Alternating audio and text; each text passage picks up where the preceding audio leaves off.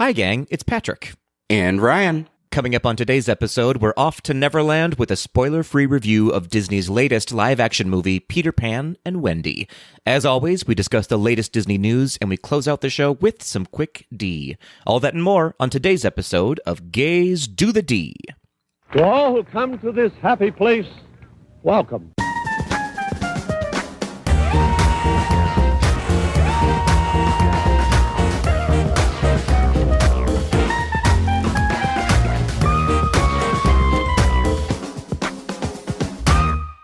Ryan Pixie Hollow Hollingsworth. Patrick Jolly Roger Kozicki. Oh, I'm obsessed with these nicknames for each other today. Yes, Jolly Roger, JR. I love it. I love Boots, it. The house lost boy, kitty girl. Pirate boots the house down. Yes, queen. Purr. I love it. Ryan, how are you, my friend? I'm doing pretty good. So, Yeah? fun fact, I'm a Taurus. It's Taurus season right now. And apparently there was this eclipse that happened yesterday. And after the eclipse happened, people who have Taurus placements, they are supposed to be boots the house down, mama, and for the rest of the year. And I woke up this morning and I'm not going to lie, I am feeling very You're feeling the fantasy today. I'm feeling the fantasy today. It also probably helps that I've already had 2 cups of coffee and it's 11 a.m. That does help. Yeah, absolutely. How are you? I'm good. You know, I am, all things considered, I'm in a good place, I feel like. Just got back, was in Las Vegas for just under a week, about a week ago. Had a great time there. Met an awesome new friend whose name is Liam. We met at the Paris Hotel bar and just chatted each other up, and we hung out like for the entire weekend, basically. So, hi, Liam. That. Yeah. Hi, Liam. You just had a trip recently too, didn't you? Yes, I went to Nashville to go see some of my friends. One of my best friends from college, her husband had a lot of us from college fly in to surprise her. So she had no idea, had the time of my life. Funny story about my trip to Nashville. I went and like the first lift that I took leaving the airport, I lost my glasses and I can't not see at all without my glasses, but I have my prescription sunglasses. So I had to wear prescription sunglasses for like 4 days straight in Nashville. Oh my gosh. And because I was in Nashville, I felt like that other people assumed that I was like famous. Right. So I got kind of some like, who is he looks, and I felt very honored. I was in my Lenny Kravitz era for sure. Oh my gosh. Well, you are a host of Gays Do the D, so you are indeed famous. So yeah, that's probably what they were thinking. They were like, you know, the brown one. That's him. Oh my God. Ridiculous. Yes, tens of people across the nation know who we are. Tens across the board. Oh, I love it. Well, I have to take a pause for 1 second and say early, but when this episode comes out, current, happy birthday to you, Ryan, my dear friend. Thank you. Thank Yes. you so much. I am so honored that you are born on this planet so that you could be a part of my life and this podcast. We celebrate you all the time, but especially around your birthday.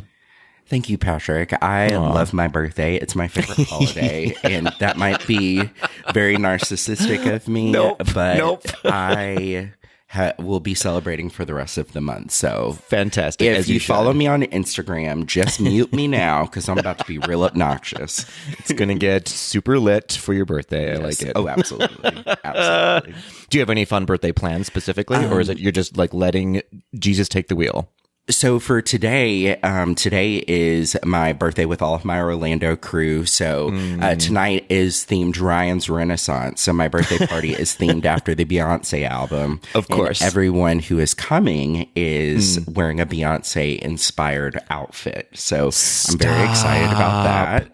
And then I am doing a birthday spin ride on Tuesday. And then my last birthday activity for the month is I'm going to Chicago next week, to celebrate my birthday with my best friend Carter. We have, our birthdays are a day apart and we've been celebrating our birthdays together for the past 12 years. So The tradition keeps going, and I may not have a liver by the time May is done, but I am going to lean into this sparkly post-eclipse Taurus era. Oh, I'm obsessed. We'll have the most amazing time. Make horrible choices and decisions. Thank you. That's all I ask fully of you. Plan on it. Good. Like, I want to be in the Arkham Asylum at the end of this. I see that journey for you, and I'm here for it. I support it fully. Well, what do you say we keep the celebrations going, Ryan? Let's keep the celebrations going. Yeah, with I'm celebrating this week. Why don't you kick us off since it's your birthday? Right. All right. So first off is JWRNC. I think that's how you would say his Instagram name. Sure, why not? We're going to go with it. Yeah. Shares playing hooky on Friday and fleeing to Canada. Oh my gosh. Oh, I want to flee to Canada. Me too. Are you in trouble? Right. Like, you tell Mr. Trudeau I said hello. Yes, please. Daddy Trudeau, tell him hello for us. Moving on, we have at Jedi Trousers saying, my trip to Disneyland Paris. Love that. Much needed after the dumpster fire of my work life lately. Well, I'm sorry to hear that, but excited for your trip to Disneyland Paris. Yes. Oh, I hope that you have an amazing time. Eat all of the croissants. And please report back on what you think about the park once you get back. I love it. Who else do we have, Ryan? A dose of Daily Disney shares, just getting through the week. Listen, a dose of Daily Disney. If that, sometimes we just got to celebrate that, right? Oh my gosh. I'm celebrating like having a relaxing weekend, and that's all I need right now. Yeah, it's just that's all a relaxing weekend. So well done to you. Moving on, we have our delightful friend at Sean Cruz celebrating the new Guardians movie this weekend. I totally forgot that was opening this weekend. Yeah, I am so excited to see it. I haven't made plans yet to, but apparently, for what I've been seeing on Twitter, like the reviews are like that this movie is like Marvel is back. Apparently, like this is the movie of Phase 2 to go see. So I'm really interested to see kind of how it ranks. I'm excited. I'm self-professed not the biggest Guardians of the Galaxy fan within the Marvel franchise, but this one looks actually specifically really good. From like reading a bunch of comic books when I was a kid, the Guardians were kind of the within the Avengers realm of things, the ones that I knew least about. So every movie for me has kind of walked in with a surprise a little bit more, but I've loved the ride so far. I think it's a lot of fun. I think that Phase 2 has gotten a lot of heat that's undeserved. I think that, yes, Phase 1 was like so epic that we can't expect every phase to be like on that level, but I'm still excited. Well, very cool. Yeah. And then Allie_Joy_W.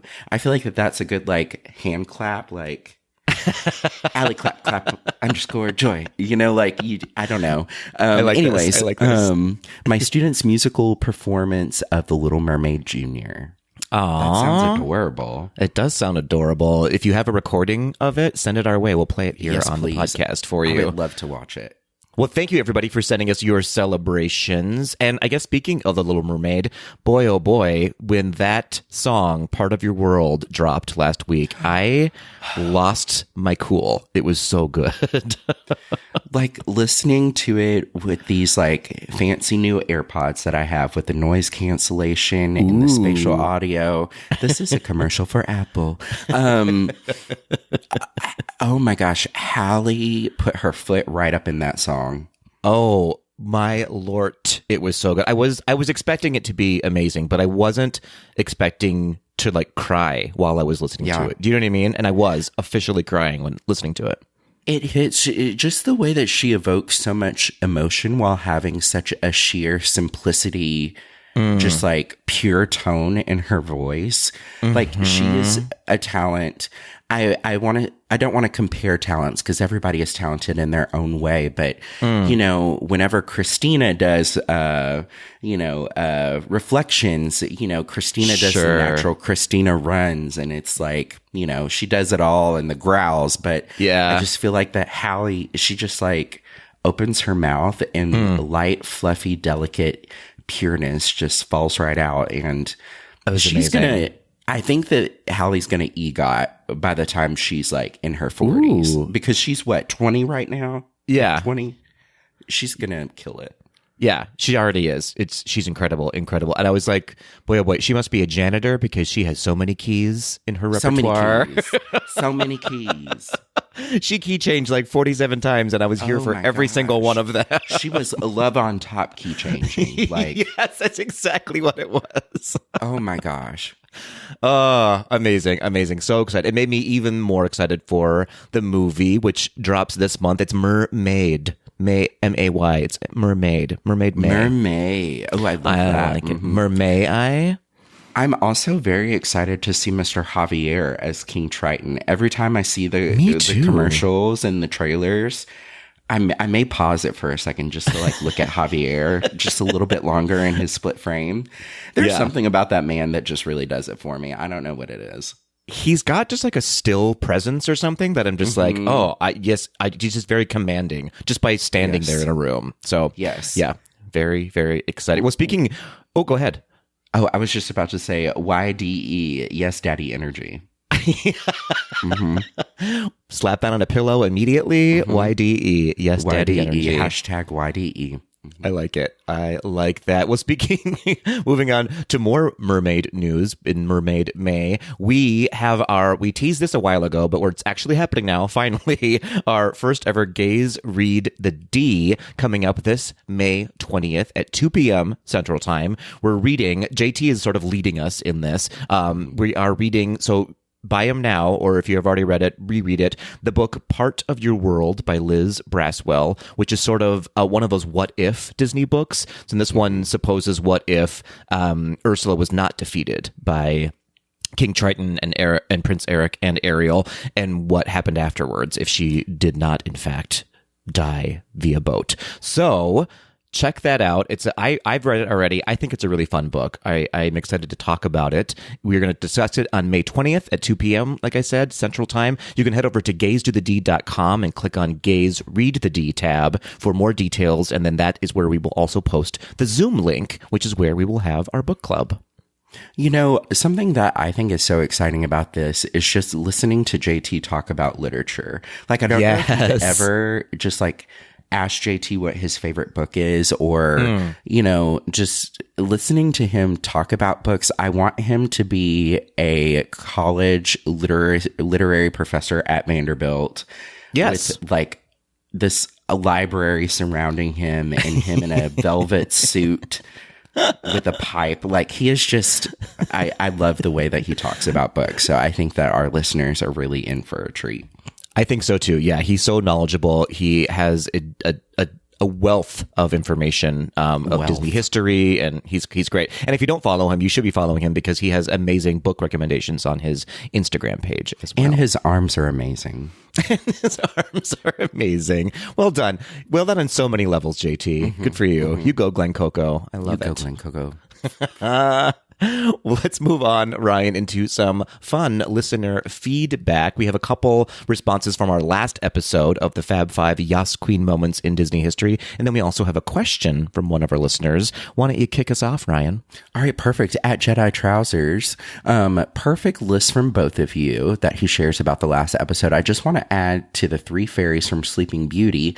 One of my favorite moments ever is when Merryweather says to Flora's dressmaking skills, "It looks awful." And Flora says, "That's because it's on you, dear." Just incredible shade. I did not clock that moment as an adult until I saw Jedi Trousers' response, and I'm like, that is deep shade. That is deep shade. That is some like sister resentment right there. Yes.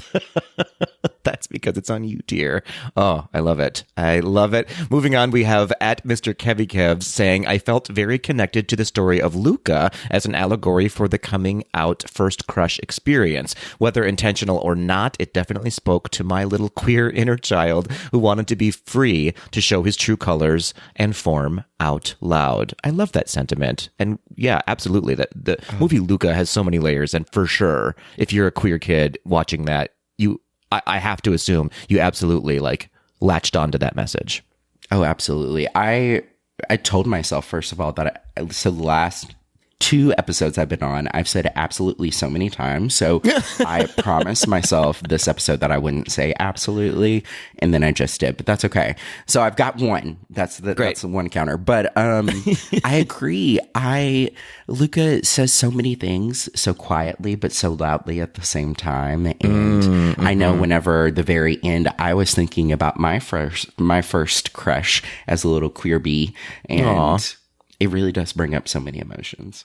Yeah, absolutely. It's such a good. I just said absolutely. We're only going to say the word absolutely now. We're only going to say absolutely.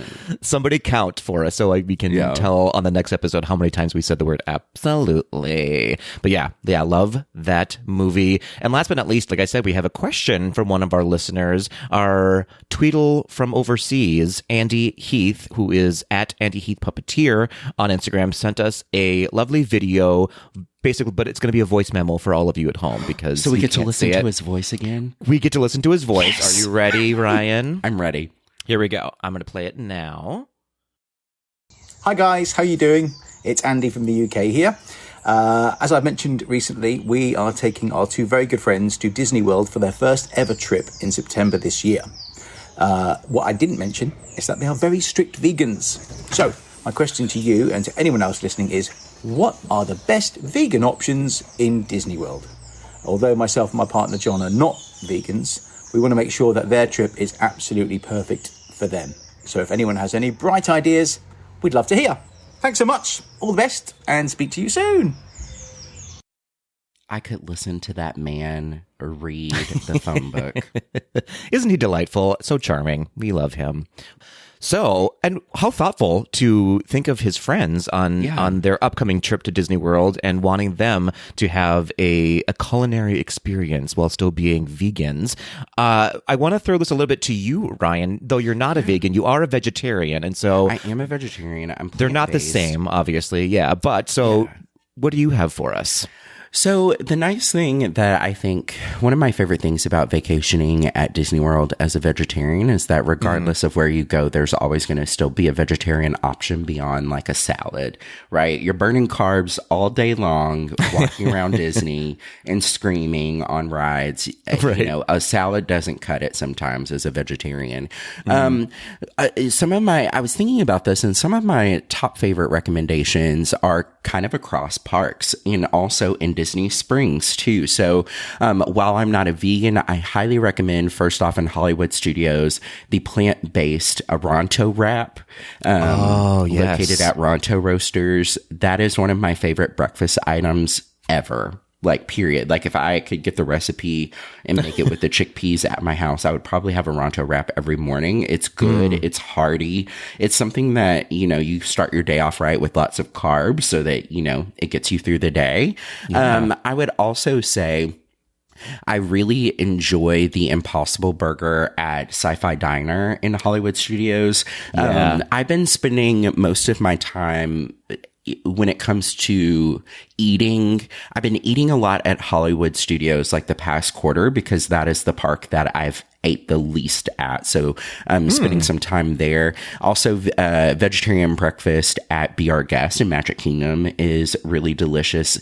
They have a lot of really great options between sweet and savory. That's another issue that I feel like vegetarians and vegans come across, is that a lot of the times whenever you're getting a meal, the vegetarian option, you either have to go only sweet options or only savory options. And I think they do a good job of both. One of my last recommendations, so I'm not taking up this whole entire space with just all of my favorite things, is that one of my favorite places to go to dinner, period, but also has a ton of vegetarian and vegan options and also vegan and vegetarian substitutes, is Enzo's Hideaway at Disney Springs. So if you've never been to Enzo's Hideaway, it's actually underneath Disney Springs in like kind of a basement speakeasy type situation. And whenever you walk in, you're supposed to feel like that you're in Havana in the Prohibition days. And it's under Pizza Ponte, also under STK over there by the Edison, if you will. A lot of their pasta dishes are just top tier, and a lot of their pasta dishes can be subbed for all types of different eggplant options, tofu options as well. So definitely head over there for a really great dinner too. That includes vegetarian options for all of your courses as well.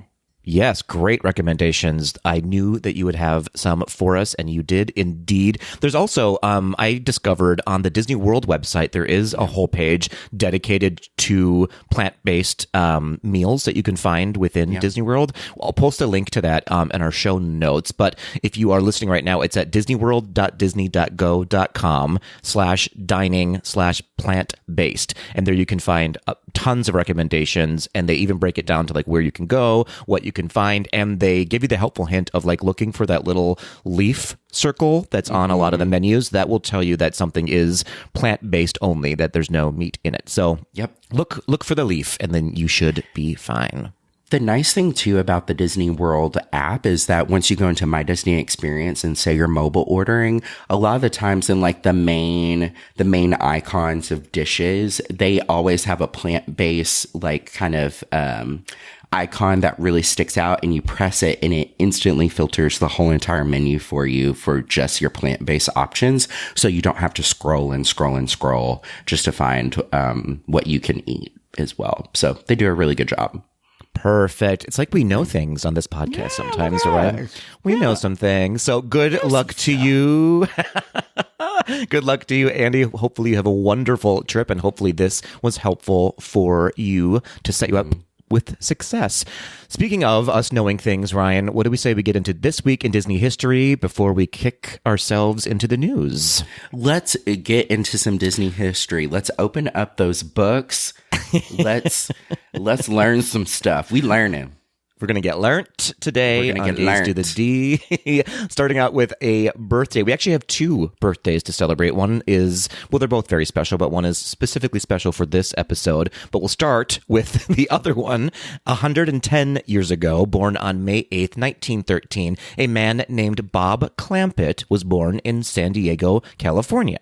After dropping out of high school, Clampett took a job working at his aunt's doll factory in 1931, a woman by the name of Charlotte Clark. Charlotte Clark was looking for a new item to sell, and Clampett suggested using Mickey Mouse, a fairly new character, to hit the scene. To reference the image, Clampett took his sketch pad to the movie theater to draw Mickey Mouse directly from his viewing of Steamboat Willie. Both Clampett and Clark took the sketch and references of the doll to the Disney Studios to ask permission to use Mickey Mouse in their store. Both Walt and Roy granted them the permission, and the very first Mickey Mouse doll was created in a small shop not far from the studios. You go, Mr. Clampett. I love that. What an entrepreneurial idea to make a doll out of Mickey Mouse. And here we are today. You can't walk into any store without seeing a Mickey Mouse something or another, right? Yeah. Pretty that's amazing. really crazy. Is there like a sneak, like, the last name Clampett sounds so familiar. Do they insert Clampett in some Disney story somewhere? Aren't the Clampetts from the Beverly Hillbillies, the TV show, the old TV show? That's what I'm thinking of. Yes, I think that's what it is. Yeah. So I love that. It is a very like back swamp kind of a name, a little bit, Clampett. I apologize if that's offensive to anybody, but I think it's a great thing. I love the name Clampett. I love it. All right. So moving on to a very special birthday for this episode specifically, Ryan. 163 years ago, on May 9th, 1860, novelist James M. Barrie was born in Kirriemuir, Scotland. Barrie was, of course, the creator of Peter Pan and the characters and stories of Neverland. The character of Peter Pan originally appeared in the 1902 novel The Little White Bird. Peter Pan became a favorite of readers, which led to a children's book called Peter Pan in Kensington Gardens, which then turned into the 1911 novel Peter and Wendy, which then, of course, pardon the pun, took off, caught the attention of Disney, and became one of the most successful franchises in Disney history, with sequels, spin-offs, stage plays, dark rides, and now a live-action adaptation. So, happy birthday, James M. Barrie. We are dedicating, apparently, this entire episode to you. Yeah, happy birthday. Way to just, like, set the course of history for children's literature and children's inspiration. And what a coincidence that his birthday is on the same like week, basically, of the release of the movie Peter Pan and Wendy.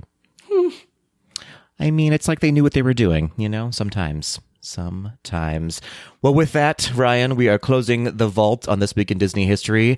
Are you ready for some news, Ryan? Let's get into the news. Let's do it. We're going to depress ourselves again this week in the news, but we'll try to lift us up. We'll try to lift us up.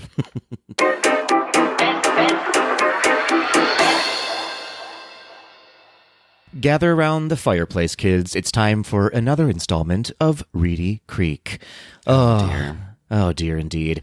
All right. So this past April 26th, I'm just going to assume that everyone knows what's been going on up until this point. So I'm just going to jump into what just recently happened. This past April 26th, Disney filed a lawsuit against the Florida governor, Ron DeSantis, and his underworld gremlins, also known as the Oversight Board. The lawsuit accuses the governor of weaponizing his political power to punish Disney for speaking out against an anti-LGBTQ plus bill. The lawsuit was filed in federal court moments after the Oversight Committee board voted to invalidate the previous Reedy Creek agreement with Disney. Within the lawsuit, Disney claims that the governor's retaliatory actions, quote, threatens Disney's business operations, jeopardizes its economic future in the region, and violates its constitutional rights. Another quote from the lawsuit: Disney finds itself in this regrettable position because it expressed a viewpoint the governor and his allies did not like. Disney wishes that things could have been resolved in a different way, but Disney also knows that it is fortunate to have the resources to take a stand against the state's retaliation, a stand smaller businesses and individuals might not be able to take when the state comes after them for expressing their own views. In America, the government cannot punish you for speaking your mind, end quote. So, 5 days later, on Monday, May 1st, the Oversight Board filed a lawsuit against Disney. The lawsuit was filed within Orange County and asks the courts to officially nullify the contracts between Disney and Reedy Creek, which gave Disney the power to govern itself, as it has been for the past 50 years, for the next 30 years. A few quotes from the truly greatest speaker in our generation, Ryan, Toastmaster DeSantis. I'm quoting here. Basically, all they're trying to do is uphold the will of the people in terms of what we did to make sure that nobody's governing themselves as a major corporation. I think that will be something that will be successful. Try to untangle that mess of a sentence. He went on to say about Disney, quote, they're just trying to pursue an agenda and trying to pursue a narrative. And the reality is there's a lot of people who always used to criticize the arrangement that Disney had as being corrupt, as being unfair. And then the minute I was the one to come in to help unwind it, then they flip just because they want to go against me. What? Is that a coherent sentence? Do you understand any of those words? No, that sounded like trying to talk your drunk friend into getting into the Uber at the end of the night. Right. Although he's also a drunk friend, DeSantis. Not a friend, just drunk though, apparently. Mm-hmm. But oh boy, what a mess. So as of this recording, neither lawsuit has gone to court yet, but the outcome of Disney's suit against the governor could quite literally change the political landscape in terms of the First Amendment and whether or not the government is allowed to punish a business or even a person for speaking out or voicing an opinion.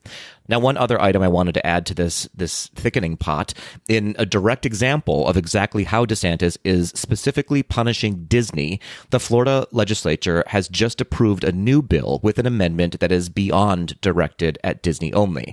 The bill is a safety inspection bill that on the surface looks perfectly reasonable, but the amendment added to the bill all but says the word Disney in it. It targets Disney's monorail system, requiring the state to do safety audits on the monorail, which then requires Disney to suspend operation of the monorail during these safety audits, which could take as long as the state deems reasonable.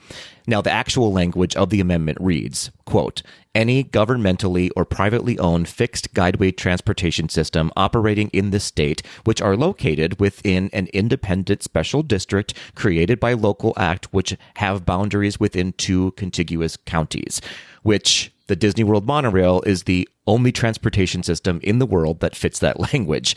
So it's not yet clear if the Skyliner would also fall under this amendment yet, but if it does, then the government could potentially fully shut down both the monorail and the Skyliner for an undetermined amount of time. How ridiculous is that? That's insane. Insane. insane. It's crazy to me. And you know, I would like to think that Disney and its lawyers know exactly what they're doing, because I'm sure it's like, I'm sure that Disney has its very own Olivia Pope, right? Yes. And so I would imagine for Disney to file a lawsuit, they know that they can win, and that they know that it upholds. Yeah. Just this whole entire situation continues to escalate, and it's just so quite obvious to me that this is like a personal vendetta for Ron DeSantis, and it's just wasting tax dollars. It's like wasting everyone's money, and it just, I hope that people see this and they think, which I don't want to get too political, but I hope people see this and they see the way that these actions are taken. Obviously, this man is not fit to deal with any type of foreign policy. I'm tired, Patrick. I'm tired. 100%. I wanted to ask you, I mean, you kind of answered it a little bit. So you are, in fact, a resident of the state of Florida, and basically in Orlando, right? Just outside of Orlando. Yeah. So, like, what's the climate there for you? Like, what are you seeing? What are you hearing? How are things there? So climate in Orlando is kind of a bubble within the state, which is interesting. I feel like that no one in Orlando bats an eye at Ron DeSantis himself. I would say we're very much so a blue dot, and there are a lot of Orlando residents that are fighting back and very vocal, such as Representative Anna Eskamani, as well as Maxwell. Oh, I can't think of what his last name is. We'll just call him Maxwell. Maxwell, who just recently got elected into Congress as well. And I would say we just keep it moving in Orlando. Nobody really bats an eye or pays attention to Ron DeSantis. But I know that there's a lot of people that in the counties that are afraid that their taxes are going to be affected by the dissolving of Reedy Creek, because then we as taxpayers will have to pay for where basically Disney property. So I don't know. We'll just see how it kind of all plays out. But there's people that are moving here left and right. And also, of course, you know, there's tons of housing being built specifically for Disney employees that are moving from California to Orlando. So I feel like that this kind of has to settle down at some point in the near future. Yeah. And Ron DeSantis can't be focused on these things and these actions if he's allegedly going to be running for office in 2024 as well. So I don't know. And I know that there's a lot of corporations that like funnel money into campaigns. And I would like to think if Ron DeSantis is going to do this to Disney, there's other corporations that are like, I'm not going to be participating or funding Ron DeSantis. So maybe he's self-sabotaging. I don't know. It feels like it. Like you would think. Yeah, you would think that it all feels very like, is this really the platform you want to stand on as a potential candidate for president of the United States, is punishing corporations that are bringing in massive amounts of money to your state? Like all he's doing is hurting his own citizens in this. There's no one's being hurt by this but the citizens of Florida. So it's another level of crazy that we have not seen yet. And that's what's kind of scary about it. Of like, to what end? What's next? You know? Yeah. It's bananas. It's getting very Handmaid's Tale up in here. And let me tell you. It sure is. I ain't wearing that hat. We might all be fleeing to Canada pretty soon. Mr. Daddy Trudeau. Daddy Trudeau. Someone else who carries YDE. It's Daddy Trudeau. Politics aside, and if the politics of America is stressing you out, guess what, babes? It's time to book a vacation. And not only that, Adventures by Disney, they have several new locations that you can vacation to escape the hellscape that is America's political climate right now. This happened as of Tuesday, May 2nd. Adventures by Disney made an exciting announcement about new destinations to visit beginning in 2024. Colombia, the country that inspired the Walt Disney Animation Studios film Encanto, is one of Adventures by Disney's newest destinations. Beginning in 2024, guests can see the Academy Award-winning film come to life by jet-setting on this family-friendly itinerary to experience the cultures, cuisines, and people that help inspire the movie. Only Adventures by Disney can design a trip like this with sprinkles of magical moment throughout. And in addition to Colombia, as a new Adventures by Disney destination, is the Eastern Canada Maritime provinces of Nova Scotia and Prince Edward Islands, plus an enhanced New Zealand itinerary full of outdoor experiences. So if you head over to disneyparks.disney.go.com/blog/Adventures by Disney, you can read some further details about potential itineraries that are going to be coming out about all of these great locations. And if you have the budget to go on an Adventures by Disney vacation, by all means, cash out and adopt a soon-to-be 32-year-old man named Ryan to go with you. I can do my own laundry. I've already graduated from college. All you have to do is pack me in your carry-on. So many bonuses for that. I love that. Exactly. Well done. I've always wanted to do an Adventures by Disney. It seems so fun, and what an amazing place to go. Colombia? Come on. I'm dying to go to Colombia. Are you kidding me? All of the empanadas that I can eat and all the arepas? Absolutely. Oh, no, I said absolutely again. We have to cut it off. You no more. We have to edit it. I love that. We should do a Gays Do the D trip. We can do gays. Oh gosh, is it Gays Do the A then? Gays Do the Adventure. Oh no. Okay. We have to stop there. We're stopping. Yep.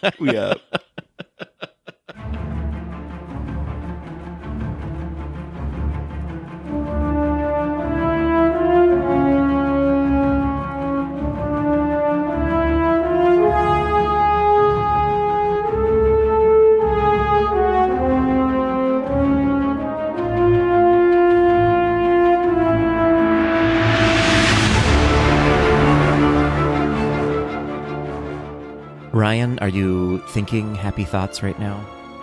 I'm thinking happy hots. I'm thinking happy thoughts. I'm floating on a cloud, and my shadow is attached. I love it. We're thinking happy hots and happy thoughts. I like this. Happy hots and happy thoughts. Mm-hmm. Obsessed with it. So, of course, we're here to talk about the newly released on Disney Plus movie Peter, Pan, and Wendy, which we both just watched recently. I'm very excited to hear your thoughts about it, Ryan. But before we do, I kind of wanted to dive into a little bit. What is so Peter Pan, as we learned in This Week in Disney History, has a very long history behind it. It's been around for a very long time, has had many remakes and sequels and retellings of it, stage plays, there's a ride. What is sort of your personal history with the story behind Peter Pan, whether or not it's Disney or somebody else who's telling the story? Yeah, great question. Peter Pan was always around for me as a kid, but I wasn't necessarily just a hardcore Peter fan. I distinctly remember like there being a bunch of Peter Pan things out in the parks on my first trip to the parks. I remember as a little gay child being obsessed with Tinkerbell, and I want to say at one point, too, they had re-released McDonald's toys whenever I was really little, probably around the time of my first or second trip. And I remember you could ask for either a girl toy or a boy toy. Yes. And like the girl toys were like the mermaids and Tinkerbell. And I remember asking my mom to get me a girl toy and then hiding in the back seat so that I could get a girl toy and that they didn't see me because I thought I was going to go to McDonald's jail or something. But that is my history with Peter Pan. And it is interesting to think about like how long it's existed, and at different times quietly existed, at more times more things, like when Hook was released, big resurgence of Peter Pan. I'm interested to hear your history with the story. Yeah, kind of the same. It's been, I remember, I have a very specific memory of, I think I was maybe 8 or 9 at the time, and they had just re-released Peter Pan into the movie theaters, the Disney version of Peter Pan, and I went and saw it with my mom and my dad at the movie theater, and that was my first sort of foray into this whole magical world, and I fell in love with it, mostly because of just sort of, I guess I've always been like an old person at heart, even when I was 8 or 9. But like this thought of like connecting to childhood and the magic behind it, I think I just like sort of latched onto those stories stories of adventure and going back in time and staying. There's just so much to unpack with the story of Peter Pan, and especially depending on who's telling the story. Tinkerbell is my mother's very favorite character, so I always associate that character with my mom. And so that sort of latches me onto it. And then, seeing Tinkerbell at the Magic Kingdom is always one of the most magical experiences you can have. It's always been in my life somewhere. And a couple of years ago, I was actually lucky enough to do a stage play of Peter and the Starcatcher, which is a Disney produced show about the history behind Peter Pan, basically, of like how he became Peter Pan and all that. And so that was a lot of fun. And it's always been in my life, the story. And I'm always also aware of like, there are some problematic elements, right, of Peter Pan, and even they still exist today, even in the ride Peter Pan. There's, the way that they depict Tiger Lily and the Native Americans is not the greatest. It's not the most sensitive, or I don't know. How do I say it? It's just it maybe needs an update. I feel like the ride Peter Pan and the classic movie is a little problematic. There's some horrific song that's in it that we're not going to talk about because I think you all know what we're talking about. So it's an interesting history behind this whole story that somebody just made up as a short story one day, and it turned into this enormous juggernaut. So I'm excited that we've landed here today to talk about this new retelling of Peter Pan because, in my opinion, and let me know what your thoughts about it, it is such a diverse retelling of Peter Pan and such an interesting, very today telling of it. What are your thoughts behind that? I agree. I think that they took the elements of the original story, or not even the original story, the original movie. And I felt like that this movie went out of its way to right its historical past wrongs. Something that I personally love that a lot of Hollywood studios are doing right now is there's so much purpose behind their diverse casting, but that doesn't have anything to do with the story. And it just exists. And I think that that's a beautiful thing. Like, for example, we don't have to, I think stories that are about diversity and it's talked about directly in the story are really important, but also for diversity to exist just because it exists in a story, because that's the way real life looks, is also really important. And so just to see so many intersections celebrated, not just racially and ethnicity, but also when it comes to neurodiversity, are shown in this movie. And it just is. And I think that is so heartwarming. Yeah, what a lovely way to say that. And there's such a fun line. So the character of Wendy in this retelling of Peter Pan and Wendy so Wendy is historically not a huge character in Peter Pan. You would think that she would be, but they always give Peter Pan the focus. And in my opinion, Wendy was the bigger of the characters, right, in this movie. And she has this wonderful line when she first meets the Lost Boys, who are not just boys, are also girls within the Lost Boys. And she makes a comment on that of saying something like, I'm paraphrasing here, girls, but you're supposed to be the Lost Boys. And then she stops herself and goes, oh, but of course it doesn't matter. And then that was it. Yeah. They just didn't talk about it again. And she just said almost like to the camera, like, it doesn't matter. We can be whoever we want to be. This is an imaginary story. So we can look how we want to look. We can't, I mean, it was just it made me tear up a little bit that it was just it felt like Disney said, we hear you, we see you. We're walking the walk now instead of just talking the talk. So it was pretty cool. Yeah. I loved that. There was just so many kind of small moments of that. I think also too, casting Peter, as specifically, a BIPOC Peter was so just, it was so great. Yeah. I loved that.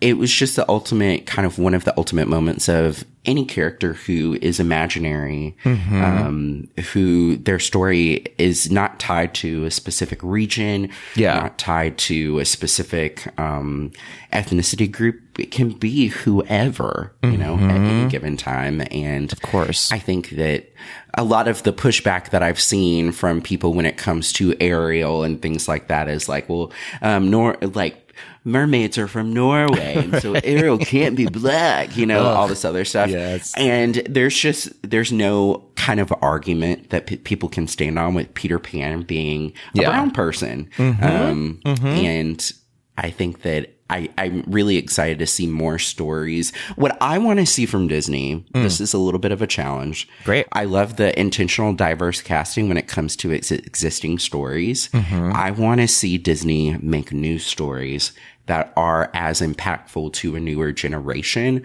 with this diverse casting versus like going back and righting its wrongs previously. I think that those are good things, right? Yeah. But the retelling of these stories aren't capturing new viewers that have never been associated kind of as strong Disney fans. And I think it's time that we crank out some new stuff. We can't be constantly remaking the Renaissance. The Renaissance happened.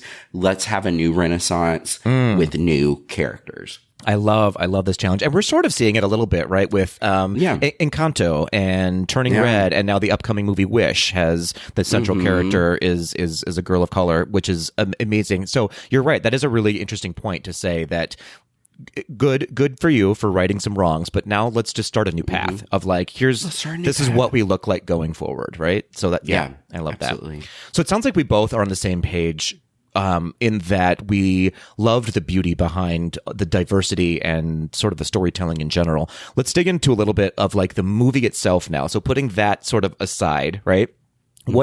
How did you feel about the movie in and of itself? Like the writing, the directing, the acting, all that stuff. I enjoyed it. I would say something that I was kind of expecting was a little bit more of a newer storyline. I wasn't expecting us to go back into the exact same story just with some updates. Sure. I thought we were going to get maybe a part 2, like that we were jumping right into the adventure that, you know, Wendy and her brothers had already gone to Neverland and that we were returning back to Neverland again one last time.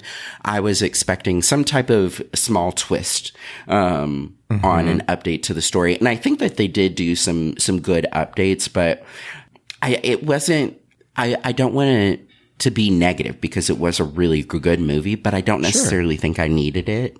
Yeah. Okay. That I didn't necessarily want it. But all that to say, if I was like stuck inside on a rainy day and I wasn't feeling great and I have a cup of soup in front of me, like, yeah, this movie was beautiful, you know? Yeah, I totally agree with you. I think I'm on the same page with you in that, did I love the movie? Not necessarily. Did I like the movie? For sure.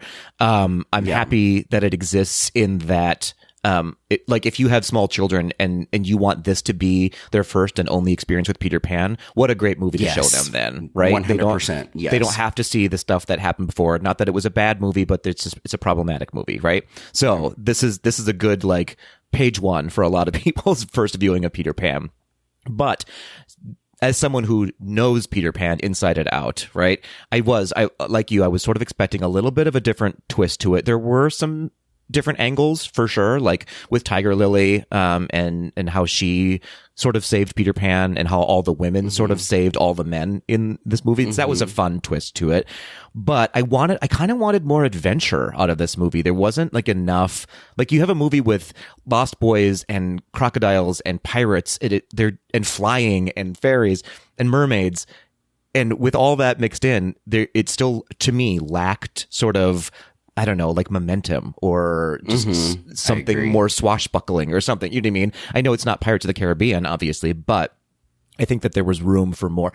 Like the fact that we only saw the crocodile like once in the entire movie, whereas we all know that the croc sort of plays a bigger through line in the whole telling of Peter Pan. That felt like a miss to me, that you had this epic character of the crocodile, but you only used him for like 42 seconds. So there was, I don't know. Yeah.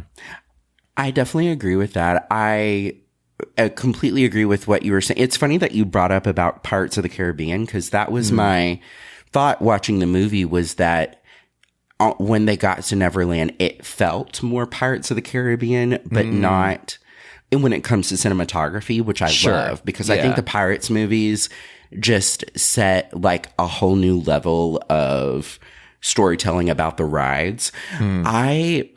I could have gone for just a little bit of grittiness, a little bit more grittiness, just a little bit more, turn up the peril just a little bit. Yes. Let's keep it PG, but I wanted just a little bit more danger and a little bit more excitement. Like I almost fell asleep during a part of it just because it was just so easygoing. I will say though, Tiger Lily, the depiction of Tiger Lily, the celebration of Tiger Lily's native language. Yes. Oh, yes. Oh my gosh. What a win. What a win for Disney to, with so much more knowledge, care, and celebration of the culture than the very first like animation production of Peter Pan. That was amazing. That was amazing. It almost, it felt like, you know what they can do now is they can have this character in the parks and it will be appropriate now. You know what I mean? Of Tiger Lily, because they turned her into a hero finally, whereas before she was just sort of a damsel in distress and really depicted in not a great way. But they paid such respect to Tiger Lily and to, like you said, her background. So that was really beautiful to see. Well, let's jump into the cast since we're there right now a little bit and just go through and give a couple of like thoughts about how you thought that they were in the movie as depicting these characters that we all kind of know and love. Starting with, as you already talked about, Alexander Maloney playing Peter Pan, a relative newcomer. He's done a couple of like voice work for Disney animation or like the Disney Channel, I think. I can't remember, but what'd you think about him? What a great job. I will say, out of like the Peter Pan productions that had been remakes over the past, like 25 years, like I'm thinking about Hook, I'm thinking about Pan. Pan was like 2007, 2008. Something. Yeah. I would say out of the most recent productions of Peter Pan that have come out over the past like 15, 20 years, I think that he did a great job as Peter Pan and made, because Peter Pan in some productions isn't quite likable.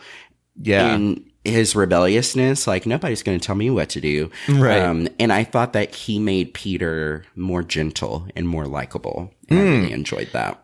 Interesting. Yeah. So I'm on a little bit of a different page as you are with him as Peter Pan. I liked his look for sure. And I liked the way that they wrote the character of Peter Pan. This time around, it was a little bit of a different telling of Peter Pan. He wasn't like bratty so much as he was.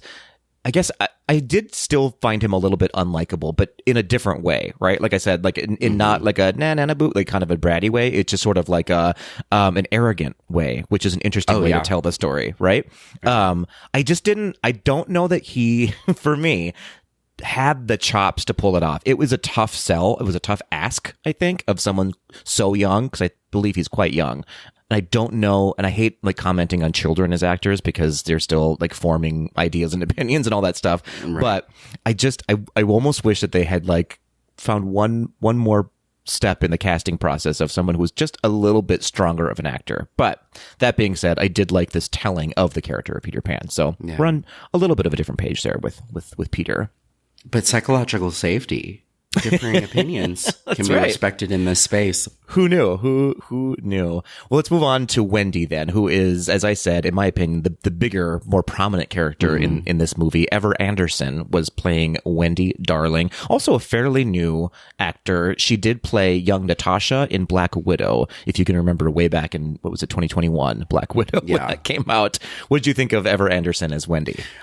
I thought Ever did a really great job, because one of my favorite parts about her is that Wendy kind of had some character growth in this production. Like Wendy also wasn't very kind at the very beginning of the movie and was going through some things. And I thought that Ever did a really great depiction of making Wendy unlikable at the beginning of the movie, and then creating that growth of how she feels about becoming older whenever by the end of the movie. And I think that that's something that we don't talk about often when you're a preteen. One of the you already have a reputation that you're going to have a nasty attitude when you turn about 12, 13. Yeah. And we just accept that that is just it. But we don't ever really talk about the reasons why whenever you become a teenager, you start having a nasty attitude. And the loss of childhood and trying to figure out how to become a young adult is really hard. And we never talk about that process and how that's scary, and how, Wendy's mom in the movie was like, well, time doesn't stop. So you're going to have to figure out how to deal with it, whether you like it or not. Mm-hmm. And that's probably one of the hardest lessons to learn at that age. And I liked that they displayed that with Wendy. Yes. In the story. Yeah, couldn't agree more. I really liked her. I thought she did a wonderful job, because everything you just said, like, how do you do that on film as a young actor, like sort of playing someone who is her age and who is struggling with being sad about losing her childhood, right? That's a really tough topic. And then also, I really love that they sprinkled in a lot of like really powerful feminist ideas within Wendy as well, of like just even like going off to school on her own was back then was a really huge deal, of whether or not that was even allowed to be done. And also, she had some great lines of like when they turned to her like, "Oh, Wendy, you'll be our mother here," and she was like, "No, ma'am. I don't even know if I want to be a mother. I'm not going to be your mother. Like, that's not my position. Just because I'm a woman doesn't mean I'm the mother here." And I was like, "Yes, Queen, absolutely. Come on, Wendy. You better work." Yeah. So I really loved. I loved that they really highlighted this character, and like I said before, all the female characters were sort of the bosses in this movie, which was fantastic to see. Speaking of a boss, Jude Law, we have to talk about now, as Captain Hook. Thoughts about Jude Law as Captain Hook? I was really excited to find out that Jude Law was going to be Captain Hook, but I didn't. I think that they made Captain Hook kind of serious this movie, and I wanted Captain Hook to be a little bit more of a character. Yeah, sure. Yeah, more bigger than life, Captain kind Hook, of. Yeah, more bigger than life. I wanted him to have his crazy huge mustache. I think I was looking for a Hook version of Captain Hook from the movie Hook, and I think that he did a good job. I just wanted Captain Hook to be a little bit more silly. Yeah, personally. I totally feel that, and I think that's a really interesting view of the movie itself, where it was so downplayed and it wasn't heightened as much as I wanted it to be. Like you said, it could have used just a little bit more theatricality to it. You know what I mean? Yeah. And I think I wanted some camp. There wasn't really any camp in this movie. Just a smidge more, and I wanted to everyone. I feel like Captain Hook has always been sort of a queer-coded character as well, and I didn't really get much of that in this movie. Although part of that is probably because they told the story of Captain Hook and Peter Pan as having been friends once long ago, and potentially, who knows, had a little thing together. Who can say? But I never thought about that before. But they were besties at sort of like the movie Luca. They had that kind of relationship together. Those two. That is the movie that I want to watch. That is the spin on the remake that I want to watch. For sure. So then they told the story that he went away and then he came back, and that's why he's older and and he's sort of struggling. I did like this part, sort of the mental struggle that he was going through, the sort of he was having sort of a mental health crisis in the movie, which was, it's heavy. And it's maybe a little too heavy for a lot of our younger viewers, but who am I to say that about them? So it was an interesting retelling, but I agree with you. He did a great job, but it was a little bit heavier than I needed it to be for Captain Hook. I agree. It took itself a little too seriously, I think, that whole storyline. So there we are. Moving on. We already talked about her a little bit. The woman playing Tiger Lily, Alyssa. I want to say it correctly, but I don't know if I am.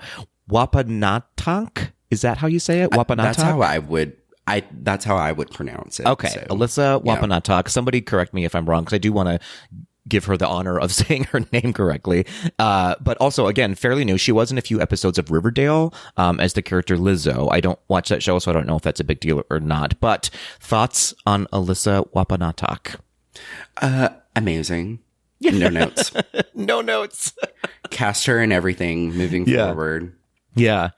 I did think to myself, Yeah. if they'd make a live remake of Pocahontas and right all the historical wrongs in that movie, Alyssa should be front runner to play Pocahontas. I did think that at one point.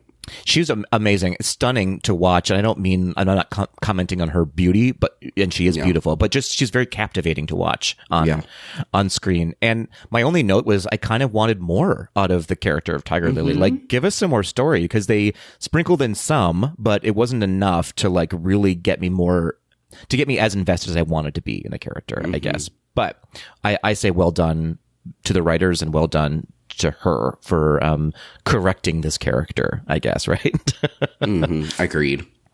And then moving on, we have some of the not lesser characters, but they weren't as big as highlighted as these characters were. We have Jim Gaffigan playing Mr. Smee, who is the Emmy Award-winning comedian. Very funny man. He incidentally voiced the dad in Luca. We also have Josh Pickering as John Darling, again, another newcomer. Jacoby Jupe as Michael Darling, another newcomer. Molly Parker as Mrs. Darling, the mother. She's from Deadwood. And then Alan Tudyk as Mr. Darling, who is all over Disney. He was in Rogue One. He was in Strange World, Disenchanted, Encanto, The Upcoming Wish. He voices basically an animal in every single Disney movie from the past 20 years, playing Mr. Darling. And I also incidentally have a huge crush on him. And then we also have Yara Shahidi as Tinkerbell, who, if you don't know Zoe in Blackish and Grownish, stop listening right now and go back and watch those TV shows. Absolutely. So good. So good. So out of these characters who it's weird to say that Tinkerbell was a lesser character, but she didn't really have a big role in this movie. Yeah, surprisingly. she didn't have a big role in this story, which I kind of, I liked and didn't like. Like, I was expecting a little bit more. But I thought that she played a really great Tinkerbell with what the character was in the story. Sure. But I did want a little bit more of her, though.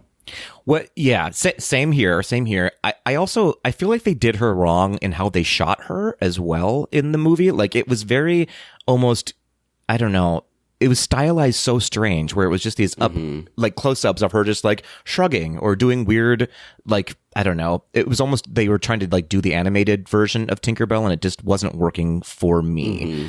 I love her as an actress. I think as she's an amazing person outside of her work as well. But I felt like they did Tinkerbell a little bit wrong in this movie. Yeah, I don't know. I agree.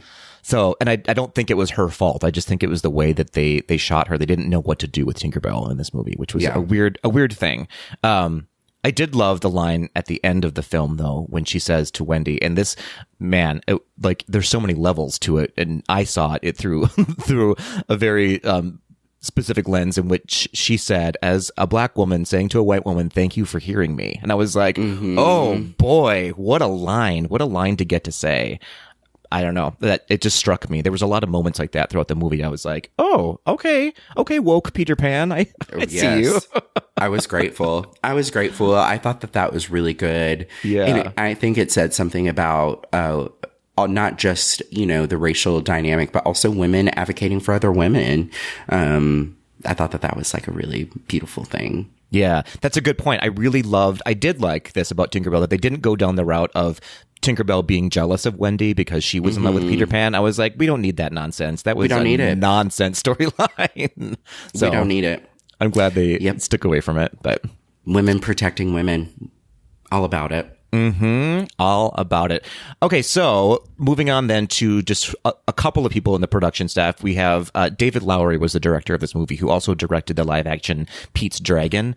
And David Lowery also wrote the movie along with his writing partner, Toby Halbrooks. They both also incidentally co-wrote Pete's Dragon. Thoughts on the writing and the directing?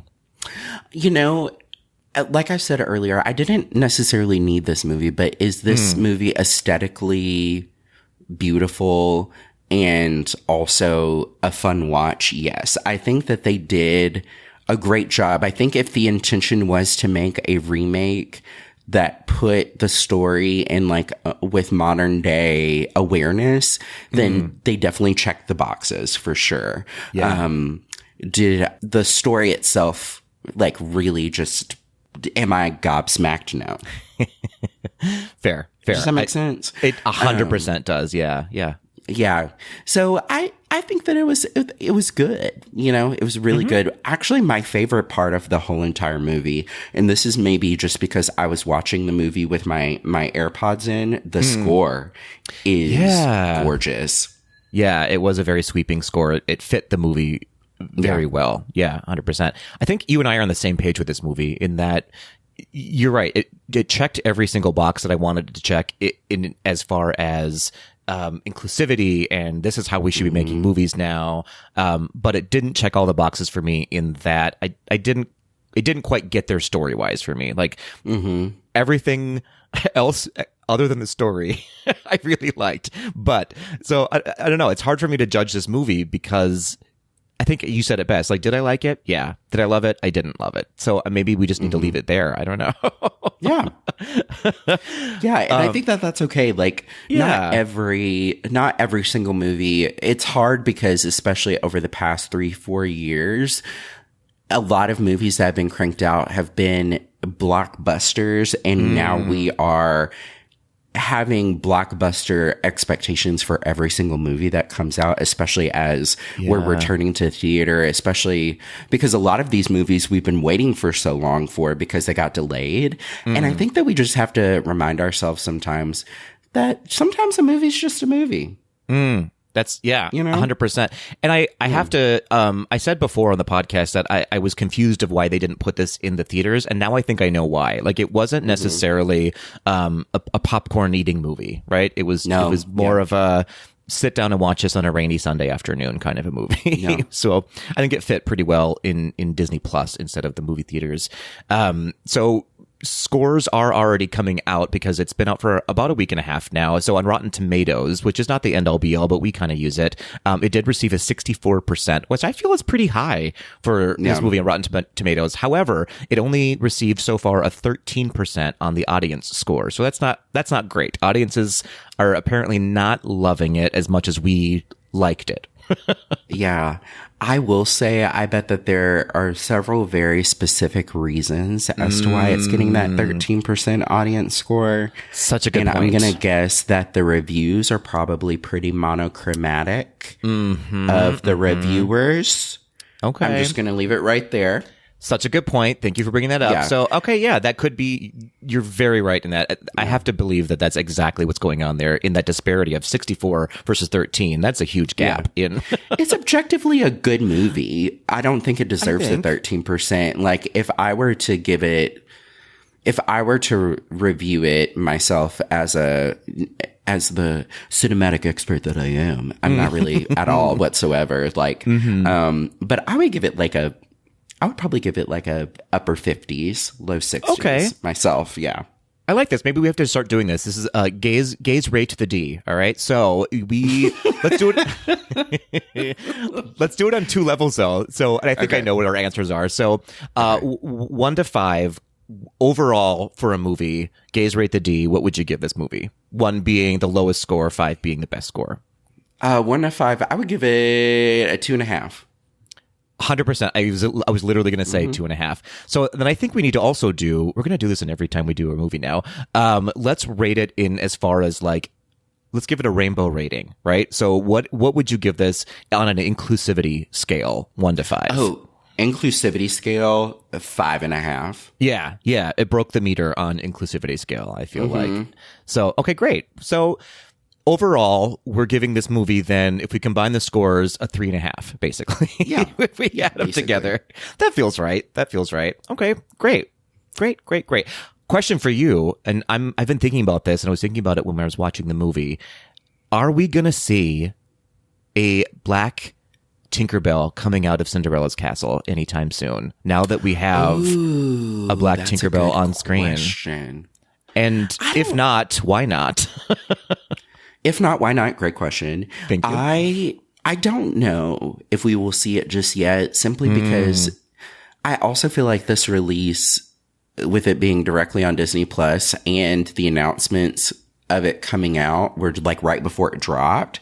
So I would be surprised if we saw a black Tinkerbell coming out of the castle in Magic Kingdom, simply because it doesn't seem like that this movie was meant to be like a big, huge moment for Disney. Sure. Whereas Ariel, I think, is going to be everywhere. I think both versions of Ariel will be pretty everywhere.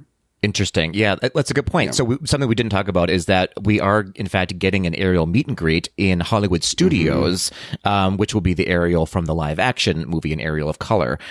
So you can sort of, which is such a weird thing to do, that you can choose which Ariel you want to celebrate that day. I celebrate both Ariels. But so maybe they'll do that as well with Tinkerbell. Maybe they'll put a different Tinkerbell in a different park and have her there. Who can say? That's true. I didn't think about that. They could very well put the other Tinkerbell Maybe in Epcot in the maybe London. in Epcot. Yeah, that's a good idea. That would be cool. Epcot. Yeah, that's actually a really great idea. All right, Disney, stick to you that. heard it here. We'll stick to that. Yeah. I love it. All right, so we liked this movie. We didn't love it. We loved the diversity. I think this was. I would recommend it. Would recommend. I guess I would say to other people, right? Yeah, I would say if you've got no plans on an afternoon, watch it. What a sweet You won't be recommendation. disappointed. If you have nothing else to do in your life, then you should watch this movie. Yeah, I mean, you Ryan won't be said it first. disappointed, but Yeah, that's fair. That's a that good sounded point. bad. I didn't mean it that way, but I just, if you got some things to do, Yeah. then prioritize your life. Yeah. If you're an adult, maybe pop a gummy and watch Peter Pan and There we Wendy. go. Fantastic. But we want to know what all of you thought about Peter Pan and Wendy. You can do so by reaching out to us on the social medias at GDTD Podcast, or you can leave us a voice memo or an email at info@gazetothed.com. Any parting thoughts and shots, Ryan, about Peter Pan and Wendy? My parting thoughts are Jude Law. Still hot. YDE. I'm objectifying men this episode. I like it. But maybe we could say YPE, right? For Oh, yes, pirate energy. Yes, Pirate Energy. Okay. That- Okay, yeah, let's do that. I'm interested in Yes, Pirate Energy. You can be a pirate What daddy. Pirates can be daddies, right? Oh, absolutely. What are your parting thoughts? Same for me. Like, I wanted more Jude Law, but I wanted his shirt to be looser a little bit. I wanted to see.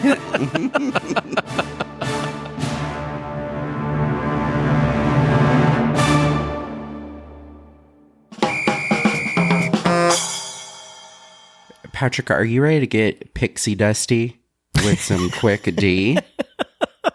I really am. It sounds like we're going to a rave, and I'm here for it. Oh yeah, it's time. Let's get that. Let's get it.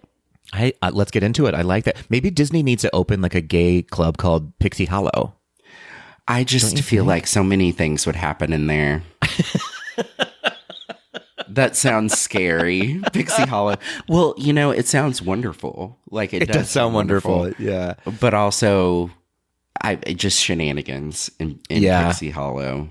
I feel like you might see some accidental Pixie Hollows within Pixie Hollow after a few drinks. You know what I mean? Exactly that. Mm-hmm. Very that. Okay, we'll move on from there because this is a family-friendly show sometimes.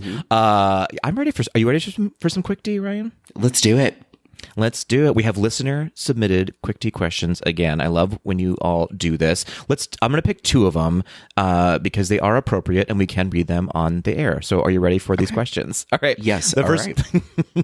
Yes. And the first one is coming from @travelingtheaternerd asking which Disney classic should get remade as a drag race musical. Ooh. Oh. Great question. Which Disney classic should get remade as a drag race musical? I mean, I wouldn't hate Peter Pan being made as a drag race musical. That could be fun. You know what I mean? Peter could be a moment. So for those who don't watch... Oh, go ahead.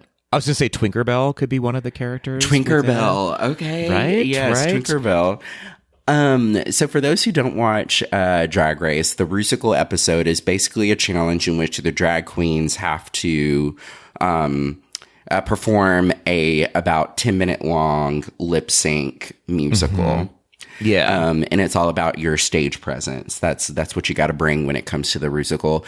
And That's right. Usually there's lots of puns and innuendos within the musical as well. And I think that Peter Pan would be a fun one for sure. I think so too. Yeah, absolutely. We could have, instead of Captain Hook, it'd be Captain Look. Captain Look. Oh, Captain Look. That's good. My answer is going to be, if I had to pick one, I'm going to go with Atlantis. You love that movie. I do. I feel like every single episode, I find a way to bring up Atlantis, but I personally think it's Disney's most underrated movie. Well, we'll have to review it sometime. Okay, so Atlantis. So how would you drag it up a little bit? First of all, Princess Kira is a stunt queen. Stunt queen, death drops, splits, serving body. I also think that, I forget what the Russian woman's name is, like the bad woman in Atlantis. Yeah. Face queen. Face queen. Looks. And then you have, like, thinking about dragging out the character that, like, eats dirt. Oh my gosh. That could be fun too. I like that. That's Ginger Minge all over that one. Yes, Ginger Minge. Like, instead of maybe like being in love with dirt, like that character's in love with poppers or something. I don't know. There it is. Yeah, there it is. Crushed it. You crushed it. Okay, great. Great. Oh, I love this. Great question, traveling theater nerd. Thank you for that. And our last question today comes from @Sean Cruz. You know him. You love him. Asking, if another Disney princess was to be recast by someone POC, which princess and why? Great question. That is a really good question. If another Disney princess was cast as POC Disney princess, who would I choose? I'm trying to think of, okay, so Cinderella has already been recast with Brandy. Sure. Great point. Great point. Okay, Ariel. I really want to make sure I'm picking a Disney princess that their heritage is not a cornerstone of why they are why they are their race. I think I'm going to go with Elsa, because I'm imagining Let It Go sung by a POC person. Oh, girl. And that would just like knock my eyebrows right off. Yeah. I love that.